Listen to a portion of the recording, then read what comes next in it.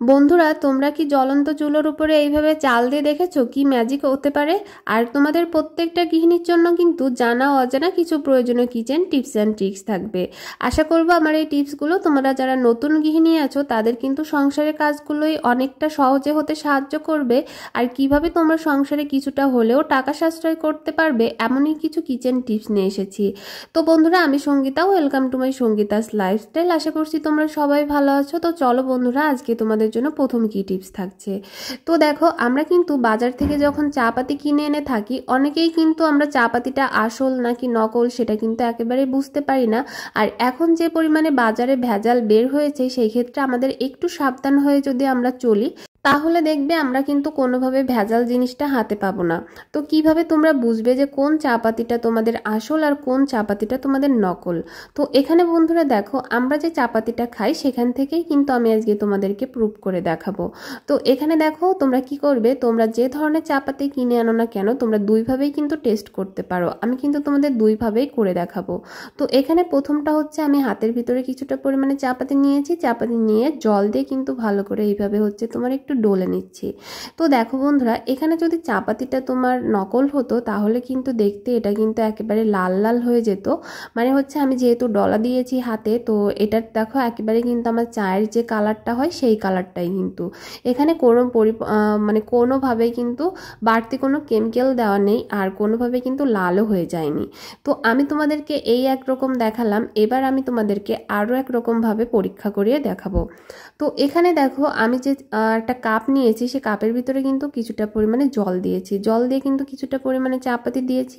এটাকে জাস্ট তোমরা 5 মিনিটের মতো একটু রেখে দেবে। তো চলো 5 মিনিট রেখে দেওয়ার পরে, তো দেখো 5 মিনিটের মতো কিন্তু রেখে দিয়েছিলাম। আর এবার দেখো আমার চা পাতিটা দেখো কতটা সুন্দর একটা কালার এসেছে। এটা কিন্তু একেবারে ন্যাচারালি চা, এটা কিন্তু আমাদের সিলেটি চা। তো সেইভাবে খুবই সুন্দর একটা কালার দেখো একেবারে। আর যদি এটা নকল হতো তাহলে কিন্তু এটাতে অনেকটা পরিমাণে লাল কালার বের হতো, মানে হচ্ছে যেরকম ফুড কালার দেওয়া থাকে তো সেরকম একটা কালার বের হতো। তো কোনোভাবে কিন্তু আমার চা পাতিটা নকল না। তো তোমরা কিন্তু এইভাবে তোমাদের চা পাতিটা একেবারে কিন্তু প্রুভ করে নিতে পারো। তো যেটা দেখবে যে নকল সেটা তোমরা কিনবে না, আসলটা কেনার সবসময় চেষ্টা করবে। তারপর চলে যাব বন্ধুরা আমার পরবর্তী টিপসে। এবারে টিপস হবে, দেখো এখানে কিন্তু আমি একটা খবরের কাগজ ভালো করে কিন্তু এরকম হাতের সাহায্যে দলমুজ করে নিয়েছি। তো এটা দিয়ে কি করব বন্ধুরা, দেখো এখানে আমি আর একটা পাত্রে কিন্তু আমাদের ঘরে যে ভিনেগারটা থাকে সেখান থেকে কিন্তু কিছুটা পরিমাণে ভিনেগার নিয়েছি। তারপরে কি করব, এই যে খবরের কাগজটা আমি দলমুজ করেছি, এই খবরের কাগজটাকে কিন্তু এইভাবে ভালো করে ভিনেগারটা আমি এই খবরের কাগজে কিন্তু লাগাবো। তো বন্ধুরা, পরবর্তীতে এই খবরের কাগজটা আমি কি কাজে ব্যবহার করব সেটাই তোমাদেরকে দেখাবো। তার আগে কিন্তু দেখো, আমি কিন্তু ভালো করে তোমার ভিনেগারটা এরকম হাতে কিন্তু খবরের কাগজের সঙ্গে ভালো করে লাগিয়ে নিয়েছি। দেখো বন্ধুরা, আমরা ফ্রিজে অনেক সময় কিন্তু খাবার দাবার রেখে থাকি। তো খাবার দাবারের কারণে কিন্তু আমাদের ফ্রিজে খুবই বাজে এক ধরনের দুর্গন্ধ তৈরি হয়।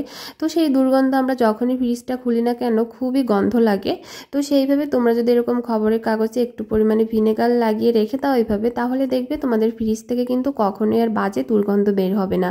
আর এই ভিনেগারটা কিন্তু তোমরা 1 সপ্তাহ পর্যন্ত রেখে দিতে পারো। আশা করব টিপসটি ভালো লেগেছে। তো বন্ধুরা, এখানে দেখো আমি নিয়ে নিয়েছি করলা। তো অনেকেই আছে কিন্তু করলা খেতে চায় না, কারণ করলাটা কিন্তু অনেকটাই তেতো হয়ে থাকে, তার কারণে কিন্তু অনেকের পছন্দ হয় না করলা।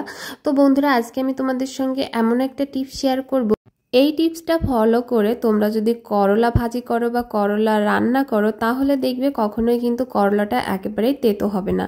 তো কি করবে, তোমরা করলাটার ভিতর এইভাবে জল দিয়ে তার ভিতরে কিন্তু একটু পরিমাণে লবণ দিয়ে এটাকে জাস্ট 5 থেকে 10 মিনিটের মতো একটু ভিজিয়ে রেখে দেবে। তার ফলে কিন্তু দেখবে তোমাদের করলা থেকে একেবারে তেতো ভাব চলে যাবে। তারপরে এটা দিয়ে তোমরা যে কোনো ভাজি রান্না করো বা হচ্ছে যে কোনো তরিতরকারি রান্না করো না কেন কখনোই কিন্তু তেতো লাগবে না, কারণ লবণটা দিয়ে ভিজিয়ে রাখার ফলে কিন্তু এর ভিতরে যতটা তেতো ভাব আছে সেটা কিন্তু একেবারে চলে যাবে। তো বন্ধুরা, টিপসটা কেমন লেগেছে অবশ্যই জানিও। তারপর চলে এলাম পরবর্তী টিপসে। বন্ধুরা, এবারে টিপস দেখো, আমরা যখন প্রেসার কুকারে ডাল সেদ্ধ করতে দিয়ে থাকি তো অনেক সময় দেখা যায় প্রেসার কুকারের যে ঢাকনাটা থাকে সেখান থেকে কিন্তু জলটা উপচে পড়ে যায়। তো বন্ধুরা, কি করলে আর উপচে পড়ে যাবে না, দেখো এখানে আমি ডালটা যখন সেদ্ধ করতে দিব তখন দিয়ে দেবে তোমরা কিছুটা পরিমাণে লবণ আর কিছুটা পরিমাণে হলুদ। এরকম করে যদি তোমরা হলুদ আর লবণ হচ্ছে প্রেসার কুকারে দিয়ে দাও ডালটা সেদ্ধ করার সময়, তার পরবর্তীতে তোমরা যখন ডালটাকে সেদ্ধ করতে দেবে, দেখবে যে কখনোই কিন্তু তোমাদের ডালটা এরকম ঢাকনার উপর থেকে কিন্তু একেবারে উপচে পড়ে যাবে না। তো দেখো আমার কিন্তু প্রেসার কুকারে অলরেডি কিন্তু সিটি দেওয়া হয়ে গিয়েছে, একটুও কিন্তু এদিক সেদিক থেকে কিন্তু পড়ে যায়নি। তো আশা করব বন্ধুরা আমার এই ছোট্ট টিপসটাও কিন্তু তোমাদের একটু হলেও উপকারে আসবে। যদি আমার এই টিপসটা ভালো লেগে থাকে তাহলে অবশ্যই কমেন্ট করে জানিও, একটা লাইক দিতে ভুলো না। তারপর চলে যাব পরবর্তী টিপসে। বন্ধুরা এবারে টিপস হবে কাঁচামরিচ নিয়ে। দেখো এই কাঁচামরিচটা কিন্তু বাজার থেকে কিনে আনার পরে আমি কিন্তু ফ্রিজে রেখে পারিনি। তো তার আগেই দেখো আমার কাঁচামরিচটা কিন্তু কতটা দেখো একেবারে তোমার শুকনা হয়ে গিয়েছে। মানে হচ্ছে এখনকার সময় যে গরম পড়েছে, কাঁচামরিচটা তুমি যদি বাইরে রেখে দাও দেখবে যে কাঁচামরিচটা কিন্তু একেবারে নরম হয়ে যাবে। তো বন্ধুরা কি করে তোমরা ফ্রিজের ভিতরে কাঁচামরিচটা রেখে দিলে অনেক দিন পর্যন্ত ভালো থাকবে আর এই গরমেও কিন্তু টাটকা থাকবে, সেরকম একটা টিপস শেয়ার করব। তার আগে তোমাদের কি করতে হবে, কাঁচামরিচটাকে অবশ্যই কিন্তু কাঁচামরিচের বোঁটাগুলো ফেলে দিতে হবে।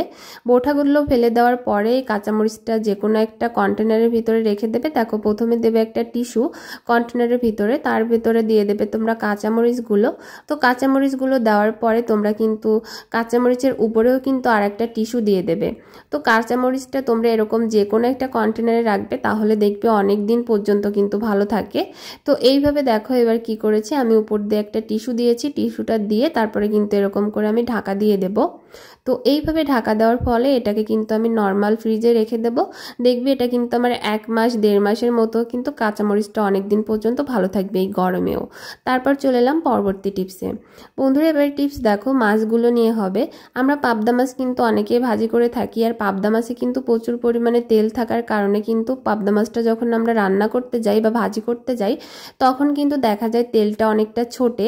তো বন্ধুরা কি করলে তোমাদের আর পাবদা মাছ ভাজি করতে গেলে তেলটা ছুটবে না, সেরকম একটা টিপস শেয়ার করব। তোমরা যখন এরকম লবণ হলুদটা মাখাবে, লবণ হলুদটা মাখানোর সাথে সাথে তোমরা কি করবে, এটার ভিতরে দিয়ে দেবে কিছুটা পরিমাণে সরিষার তেল। বন্ধুরা লবণ হলুদের সঙ্গে যখন তোমরা সরিষার তেলটা দিয়ে এটাকে 2 থেকে 3 মিনিট একটু রেখে দেবে, তার ফলে দেখবে যে তোমাদের মাছ ভাজি করতে গেলে মানে পাবদা মাছটা যখন তোমরা ভাজি করতে যাবে তখন কিন্তু আর কখনোই তোমাদের তেলটা ছুটবে না। একেবারে ইজিভাবে কিন্তু তোমরা কাছে দাঁড়িয়ে থেকেও কিন্তু মাছটাকে পুরো ভাজি করে নিতে পারবে। তো অবশ্যই এই টিপসটা তোমরা করে দেখতে পারো, কারণ পাবদা মাছটা ভাজি করতে গেলে কিন্তু প্রচুর পরিমাণে তেল ছোটে। তারপর চলে যাব পরবর্তী টিপসে।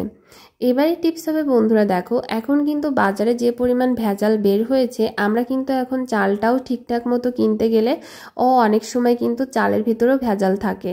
তো বন্ধুরা তোমরা কি করে বুঝবে যে চালের কোন বস্তাটায় ভেজাল আছে বা কোন বস্তার চালটা একেবারে ভালো, সেরকম একটা টিপস শেয়ার করব। যখনই তোমরা বুঝবে যে চালের ভিতরে ভেজাল আছে তখন কিন্তু তোমরা চালটাকে ফেরত দিয়ে আবার কিন্তু নতুন করে চাল আনতে পারো। তাই সর্বপ্রথমে কি করবে, চালটা বাড়িতে কিনে আনার পরে তোমরা চালটাকে কিন্তু পরীক্ষা করে নিতে পারো নিজেরাই। তো কিভাবে সেই পরীক্ষাটা তোমরা করতে পারো বাড়িতে এনে, সেরকম একটা টিপস দেখাচ্ছি চলো। তোমাদের প্রথম কি করতে হবে, এরকম গ্যাস ওভেনের উপরে কিছুটা পরিমাণে চাল দিয়ে রেখে দিতে হবে। তো এরকম করে কিছুটা পরিমাণে চাল দেওয়ার পরে তোমরা এইভাবে গ্যাস ওভেনটাকে একটু জ্বালিয়ে দেবে। মোট কথা হচ্ছে চালগুলোকে তোমাদেরকে একটু পুড়িয়ে নিতে হবে, তাহলে কিন্তু তোমরা বুঝতে পারবে যে কোন চাল আসল আর কোন চাল নকল, আর কিভাবে তোমরা আসল চাল চিনবে আর কিভাবে নকলটা চিনবে সেটাও কিন্তু দেখিয়ে দেব। দেখো আমার চালটা কিন্তু একেবারে পুড়ে গিয়েছে। এবার এটাকে কি করব, এবার এটাকে কিন্তু আমি যে কোনো একটা কাগজ বা যে কোনো একটা পেপারে এটাকে উঠিয়ে নেব। দেখো আমি সেম যেভাবে করছি তোমরাও কিন্তু সেম এইভাবে করে নিও। তো এবার এই চালটাকে দেখো আমি একটা কাগজের পর উঠিয়ে এনে জাস্ট এইভাবে দেখো হাতের সাহায্যে আমি এটাকে এরকম করে হচ্ছে তোমার গুঁড়ো গুঁড়ো করে নিচ্ছি। বন্ধুরা এটা যদি তোমার নকল চাল হতো তাহলে কিন্তু এটা রাবারের মতো হতো, আমি কিন্তু কোনোভাবে এটাকে গুঁড়ো গুঁড়ো করতে পারতাম না। যেহেতু এটা হচ্ছে তোমার আসল চাল তার জন্য কিন্তু দেখো আমার চালটা পুরো একেবারেই কিন্তু ছাই ছাই হয়ে গিয়েছে। তোমরাও কিন্তু এইভাবে তোমাদের বাড়িতে যখন তোমরা চালের বস্তা নিয়ে আসবে তখন এইভাবে কিন্তু আগে থেকে তোমরা পরীক্ষা করে নিতে পারো।